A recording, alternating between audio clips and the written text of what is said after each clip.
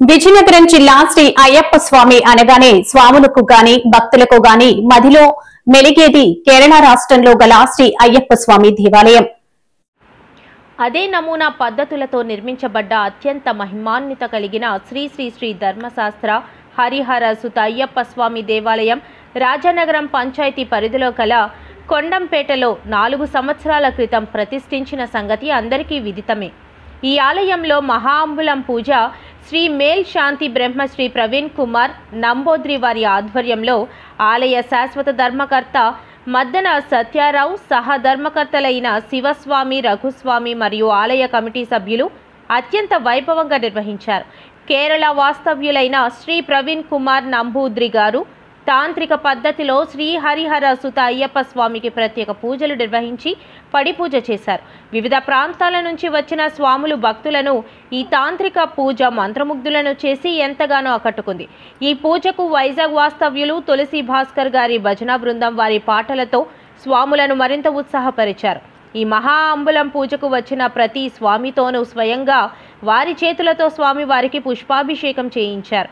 అనంతరం అక్కడికి వచ్చిన స్వాములకు భక్తులకు స్వామివారి తీర్థ ప్రసాదాలతో పాటు అల్పాహారం కూడా సమకూర్చారు.